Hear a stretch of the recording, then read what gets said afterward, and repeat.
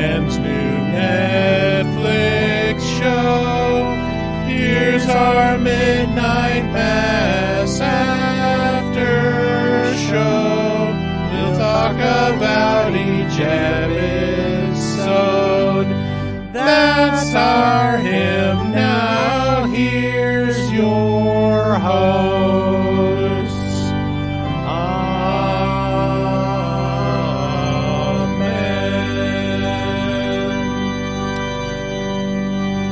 Amen. Hello, congregation, and welcome to Horror Movie Talk's special Midnight Mass after show.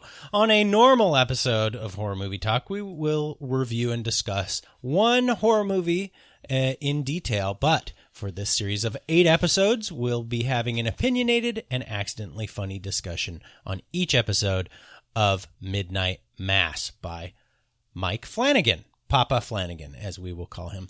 Your panel of expert hosts each week are Dr. Bryce Hansen.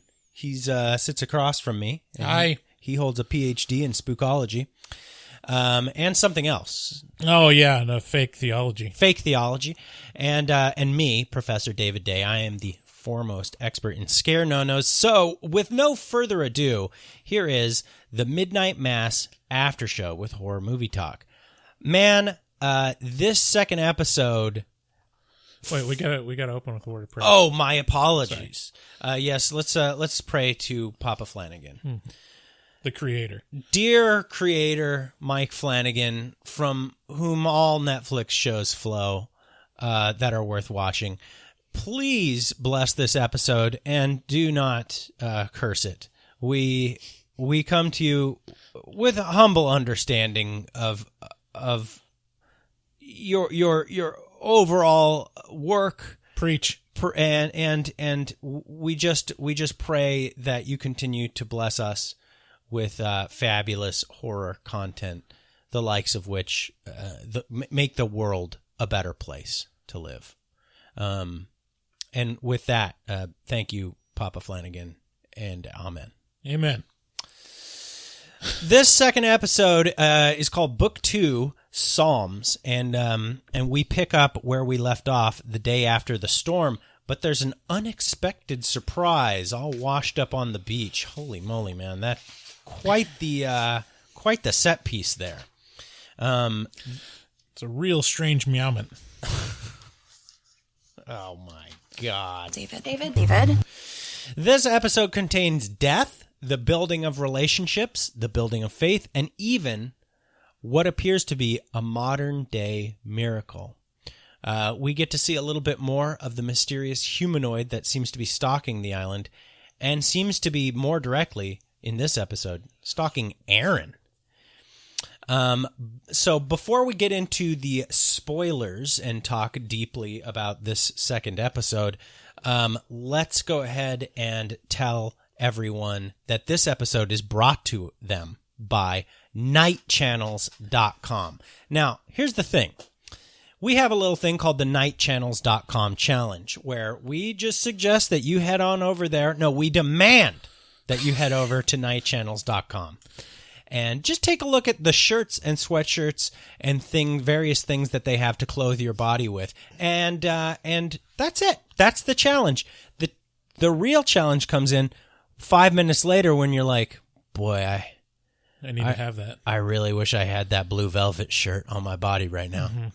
I really wish I had that 8-bit Friday the 13th shirt on dusting my tasty nips right now.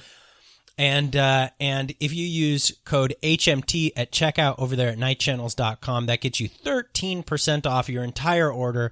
They have deep cut designs on all your favorite horror, alternative, metal, and occult imagery on shirts and sweatshirts. So you should definitely check them out. They've been a long-time sponsor, and the reason they continue to sponsor us is because of the Night Channels Challenge, where people just head over there, take a look, and then they're like, I bet I could walk away from this. And they might.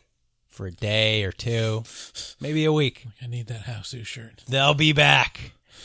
So go to nightchannels.com, and when you check out, use code HMT. Yeah, they were to get that discount. They're kind enough to bring you today's whole episode. Yeah.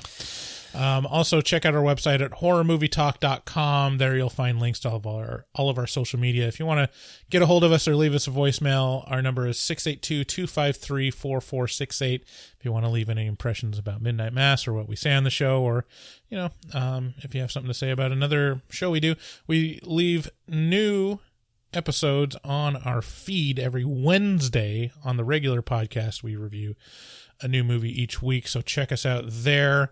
Also, we have a Patreon if you want to support the show directly at patreon.com/horrormovietalk. That helps us out a lot. And, for less than the price of a cup of coffee, you can save a podcast. Each month. Yeah. For $5, you get access to our whole series of afterpods on Patreon. So thanks again for listening, and let's get into the spoilers for Book 2, Psalms.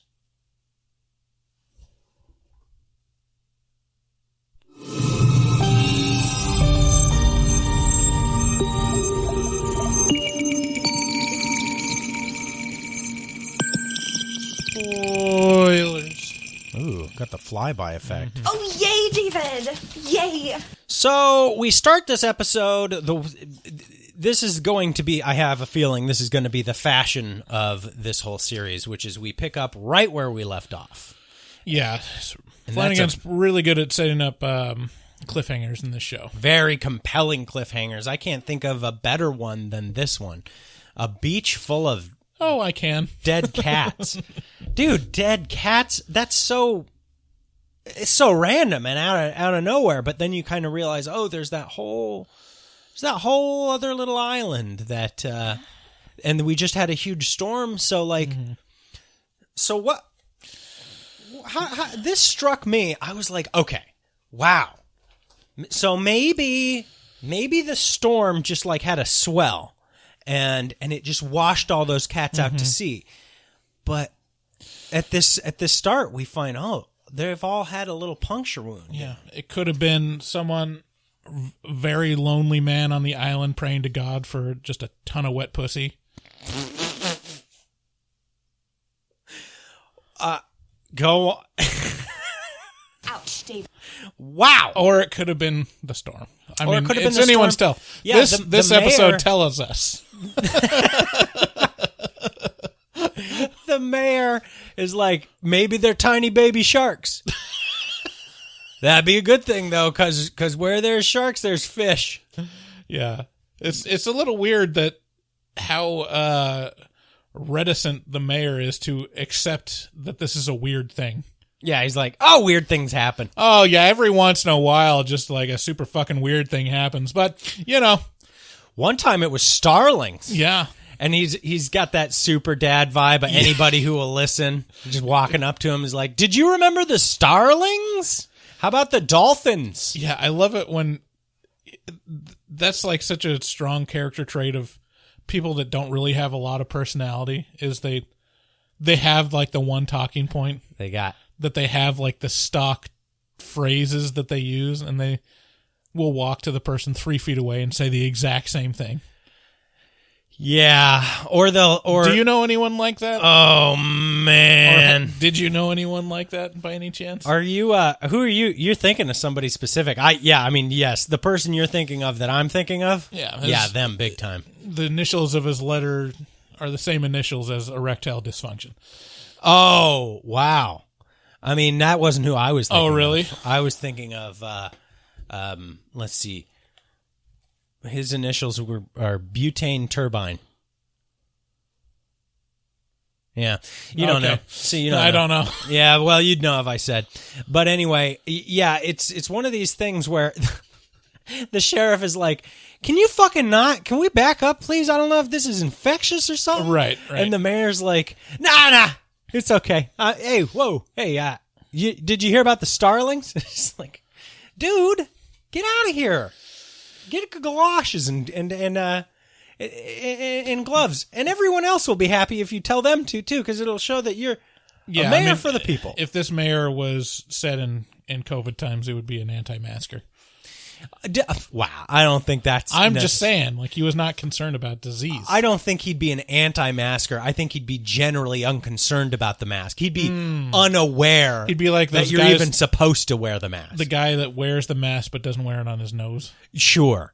Yeah, he didn't even know that there was a mask mandate. He's just like, what? Huh? What? Like, he's honestly confused about Oh, it. yeah, he's the guy that pulls his shirt up and like, oh, I don't know. I got a shirt. It's good. Yeah, here we go. But I mean, that's basically what everyone else is doing anyway. You know? Yeah. He's got a point. Anyways, so, yeah, the sheriff is really concerned and is like, do people realize how many cats are on this beach? Don't you people see? There are literally hundreds of kitties. Look at all this wet pussy. Yeah, no, he definitely... and then... This wet-ass pussy. Just a shoreline full of whap. Oh, wow. This is just whap, whap, whap out here. There's whap, whap, whap. Man, I didn't even make that Saying connection. whap, whap, whap. Some wet-ass pussy. Now, I made a connection here, and I might be wrong, but there's a Flanagan trope that I can't remember. I wish I could remember what it was, and I didn't do any research because we're a poorly researched show. So, if you have some shit to say, okay. Yeah, we are poorly researched. That's part of being a spookologist. Yeah. Idiot. So, we're moving as the spirit moves us. right, the spirit of Flanagan. So, what I'm trying to say is, I think this is the second or third time in a Flanagan flick or show that I've heard mention of toxoplasmosis. And so I don't know if that plays some sort of serious role in his life, but I would like Papa Flanagan to come at me on Twitter and to straighten me out. Tell me what your deal is with cat shit disease. We still have that outstanding request to interview Mike Flanagan. And just crossing our fingers. My friend's mom got toxoplasmosis, like the serious brain injury condition. Really? And she is not the same. She got properly fucked by toxoplasmosis. Really? Oh, yes. Is that the same? Do you just know a lot of people with brain diseases? Because you mentioned someone that had, what was it? Describe it. There's like a well-known name for it. It's. I think it starts with a K. Bart, would you fetch me my brain medicine? It was basically eating her brain alive, like the proteins. Oh yeah, my aunt got the elk or wild game version of mad cow disease. That's it. Yeah. And she died from it very, very quickly and tragically. So I think it came from a cut of elk or something like that. But yeah, my friend's mom got toxoplasmosis, and it doesn't surprise me. Their house was not cleanly. There was definitely cats up on the eating areas, a lot. And so, yeah, it makes sense. But it's also, isn't it like more of a thing for outdoor cats too? Like I don't think it's a huge deal with indoor cats. I don't know, but if that's the case, then this beach full of wop is definitely infected. Right. Yeah. Anywho, that was a crazy set piece. I loved it. It really drew me in. And it makes you go, huh? Mm-hmm. Because then there's no blood, there's no, but they all have these little puncture marks. Yeah, all these cats are exsanguinated. Whoa, look at you. Come again with that? In honor of the Dana Scully poster. What are they? Exsanguinated means they're drained of blood. Oh. David, this is so There's a bite awkward. mark. Like it shows like, yeah, there's a bite mark on the cats that wear, Okay. So. They're not bleeding out of it. So it's not like something ate them while they were in transit across the sea. Well, maybe it bit into them and sucked out the blood in the motion. Yeah, as, all those vampire sharks. That's right. That's probably a kind of shark, right? Yeah. Well, there's vampire bats, so it would seem to dictate that there's vampires of all. Isn't there vampire dogs? I would assume so. If there's what would be the vampire dog? Like, what would be the best breed to be a vampire? Those Chinese crested. No, the ugly little dogs? chihuahuas, they bite everybody. Yeah, that's good. They bite everyone. If you're most likely to go to the hospital for stitches because of a chihuahua. Basically any rat-faced dog, because it's so close to bat-faced. Ah, yeah. Anyway, So Midnight Mass. We're still on the shore here. the pastor goes to visit the old dementia patient and administer mass or administer what do you call it? Communion, Communion the sacrament. to the old lady, allowing her to kind of partake, and she mistakes him for the father of her daughter. She's like, I thought I saw your father. She's like, is that? And then she's like, was that Monsignor Pruitt? So she kind of like mixes up who it is. Yeah, I thought it was. She thought she saw her father out the window in this episode, and then she thought when Father Hill came up that he was Monsignor Pruitt. That's right. She did that as well. Yeah, so she was like, when Father Hill approaches her, and she goes, "Is that Monsignor Pruitt?" And like her daughter's like, "No, Mom, she's Monsignor Pruitt's like 80." Yeah, but it's stupid bitch. But you do start to get a. I didn't say that. Right. The character did. Right. So you do start to get a good feeling for who Father Paul is, though, which is like a really well-meaning, like, good man, right? Yeah, because my with assumption, no ulterior motives in the other than to be good. Yeah, in the marketing of this show, it feels like it's going to be Riley versus Father Hill. Yeah, like that Father Hill is going to be manipulating the town in some way, and Riley is like the atheist to defend them, right? And you get the real sense from this episode and future episodes that Father Hill is very genuine. Like he's empathetic, and he really cares about the island, and he really cares about these people, and he honestly wants to help. Yeah, like the people there. Like he doesn't have ulterior motives that we know of yet, or any maybe at all. Yeah, like, any ulterior it seems motives to come other from than a place of earnest love, right? Yeah, any ulterior motives are to benefit the people of the island.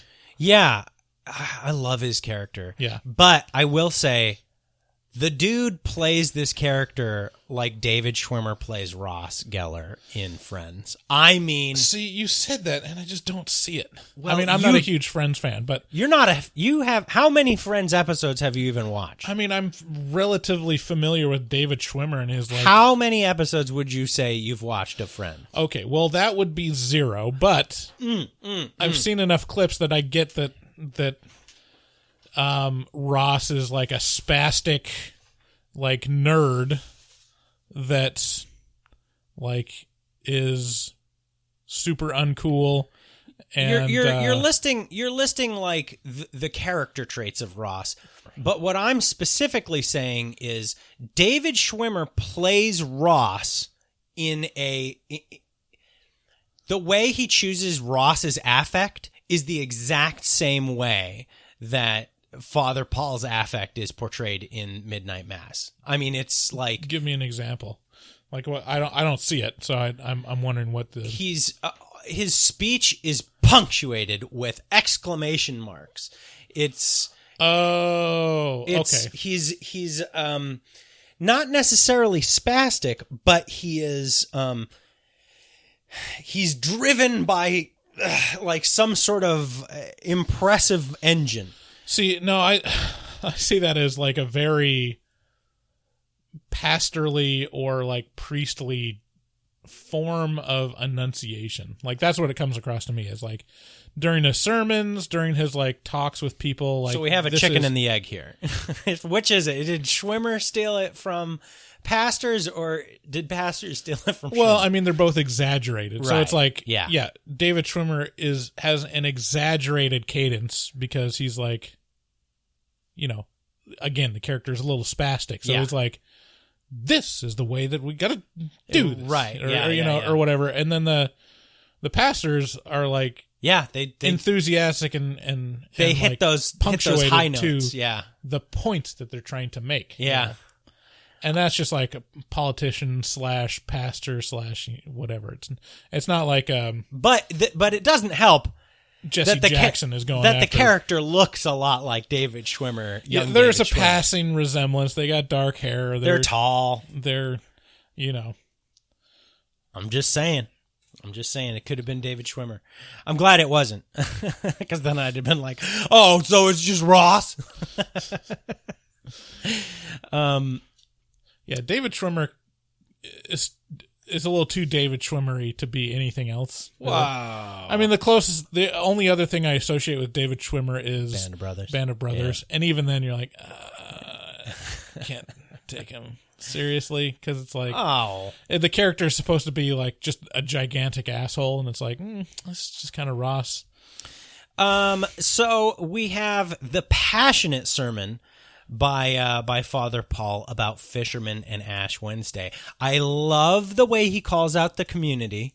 Mm-hmm. I love it. I'm not a highly religious person or even practicing at all. I don't, but I love the little like, hey, a lot more of you here today. Whoa, hey, got a little quiet there. Like, let's, no, but seriously, like, I get it. I don't know exactly what it is about Ash Wednesday that brings everybody out. But it's the beginning of Lent. Oh, and yes, the beginning of Lent that brings everyone the holy season. So leading up to Easter. This is another example of like why I really, really love this show's portrayal of like religious life, because that sermon feels very real, and it shows you the meaning that it can have for these people, because it's personal. It's inspirational, motivational, and gives those townspeople that are in, like a hardship, just living there in terms of like economic situation and, depending on fishing and having that limited. And it gives them something to hold on to and something to hope for, and also frame their lives and what they're doing in a positive light and in a way that gives them hope. And that's ideally what religion can give to people. Like, you can see like, okay, this can be a good thing, and that's what's frustrating when every religious portrayal is assumed to be bad. Yeah. In media. Yeah. And it's like, okay, well, this isn't, you think that just like this vast swath of society is like, yes, beyond reproach, we want to be assholes, and we want to participate in this thing that does no good for society. It's like, okay, that's absurd. Okay, edgelord, let's so I mean, that I really appreciate that, and whatever, whether you agree or believe in God or not, like it's a very human portrayal, and it shows meaning for these people and for these roles, and you can tell that Father Hill is very good at what he does. Yeah, like he's a very good priest, and very tuned into what the community needs. Yeah, he sure is. And to help him, he seems to have been fed just endless amounts of information by Monsignor Pruitt about everyone in the community. And because Monsignor Pruitt's supposed to be on the mainland still, and Riley was like questioning him about it this episode, like, because he's still like questioning himself whether he saw Monsignor Pruitt on the night of the storm. And he's like, and Father Paul's like, I wish, but that would be impossible. You'd have to swim a long way down out here. And he kind of, in this sermon, he says, the same hand that deals you hardship will make you whole, which, having seen some of the later episodes, that is something that is a little saying that you should hold on to maybe while you continue to watch this, and just think about, just think about how it can be applied, because the same hand that deals you hardship will make you whole there's a fine point on that. Yeah. For this series. Also, and Riley takes the dust to dust blessing. Kind of showing that he's opening up to at least being accepted back into the community, and maybe even being accepted back into the grace of God. Yeah, well, I mean, he was basically told by his father, that he needed to come to Mass, but he probably shouldn't take communion since that's if he's not holding the Spirit. And we didn't talk about that last episode, but that's another thing that felt very true, and that was like definitely a thing in my life of like, I mean, I grew up Mormon, but we still had the sacrament, and that was a part of it. Is like if you were struggling or had sinned and not repented yet, like you don't take the sacrament. And it's a thing where like people might notice that you pass it because it's a thing that everyone's doing, and if you're not, like your family's gonna notice. And so there's a little bit of a shame associated with it, and just awkwardness. Jesus was all about shame, right? He was big into shaming people. But it's just one of those mechanisms that feels very real. In this episode, it's not communion, which is a holy sacrament, like the ash thing is a blessing, and so it's not like anyone can get it. It's not just someone in good standing, and plus it's like kind of in terms of Lent, from what I understand, it's the start of kind of this month of prostrating yourself and really sacrificing to prepare yourself for the celebration that's Easter.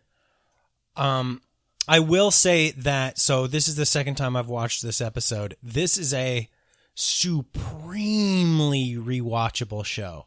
And on second go through, you get so much, you connect so many more dots. Especially since you've seen through to episode 4 now. I've actually seen the whole thing. Oh, did you? You've already watched it? And I will say that things like... so they're at the what is it, the potluck?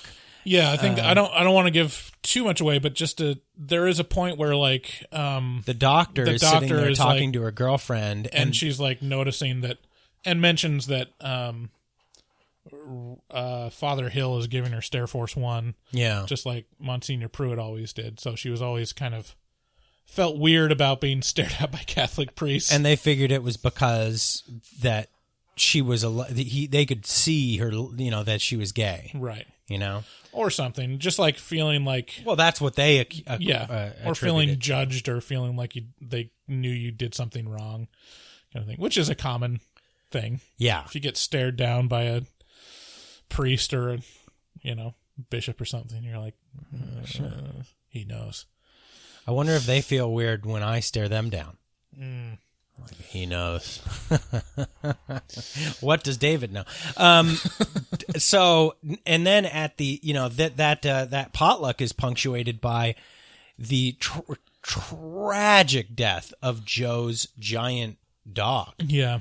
And so now in this episode, we have a litany of dead cats, and now basically the only dog on the island seems to have died. Yeah, and it's set up on the first episode that Bev was not a big fan of Joe's dog. No. And if you rewind it, it's very obvious that it's Bev that poisoned this dog. Yeah, I mean, there's a lot of winking and nodding about. There's a lot of winking and nodding, but also it shows someone in a flowery dress standing up after the dog starts eating the hot dog. Right. And Bev is wearing a flowery dress. So it's and it shows her like taking and putting back the poison in this episode. And the meeting between her and the sheriff in the little accessories closet is, oh man, it's so great. Where she's like, She's like, oh, this is just open for anyone to use. What are you saying? Are you trying to say that I am under suspicion for? She just says everything he's going to say. And no, see, it's great because she. This is why the writing's so good. She doesn't say, "Are you accusing me?" Right. She diverts it. She says, "Oh, I think I know what you're going to say. I should lock this up." Yeah. Like, yeah. It's like all these nods to like, yeah, you're right. You're right about your suspicions and the things you're going to say. Her personality cannot accept that. Well, either she understands that he knows or thinks that she took the poison out to poison the dog, and she's deflecting by putting up her facade that she's without reproach. Yeah. Or she just could not believe that anyone would think that she could do that and still puts up that facade. Yeah. To protect herself. But yeah, it's another great standoff moment between her and the sheriff.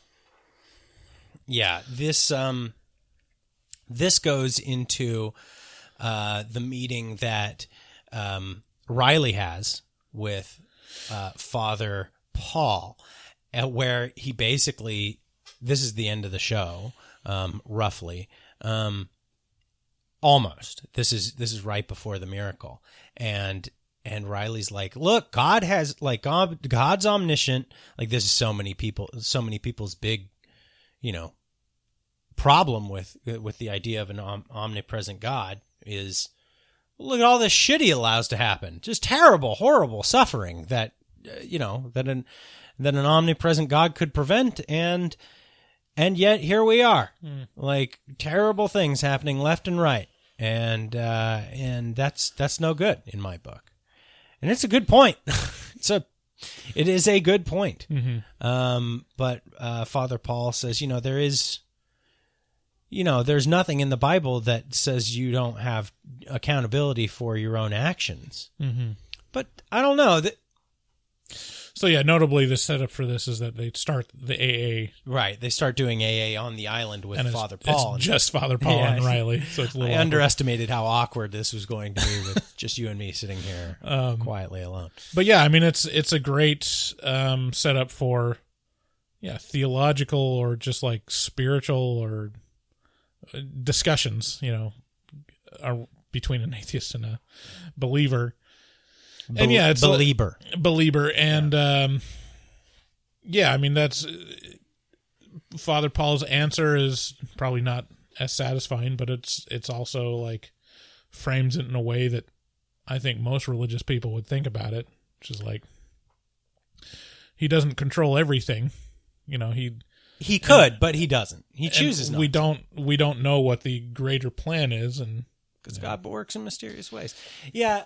It's tough. It's frustrating though when people of faith kind of pick and choose like how they view things. It's like, God, help me find my keys. But it's like, but he didn't save your father from horrible bowel cancer. Yeah. Well, it was really important I find my keys. Yeah, but my keys though, Did I tell you about my keys? Like, they were lost for at least an hour. Yeah. Like, they were in the last place I looked. Yeah. Anywho, so that was a great moment of, and this series will continue to come at you with these really heavy-hitting theological thoughts, and I love these moments. And it's respectful. Like, that's the thing. Like, I don't. Here's the contrast this with any Aaron Sorkin script. Help me out here. Help me out here. Aaron Sorkin. He did West Wing.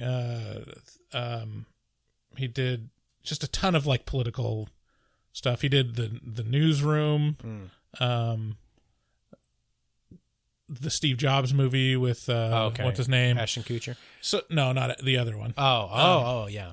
Basically, Aaron Sorkin's feature is that lot of talking, and all the speeches are like, I imagine he comes up with them in the shower, like, this is what I should have said. Yeah. And it's like the perfect retort to someone that's usually more conservative and extremely dumb.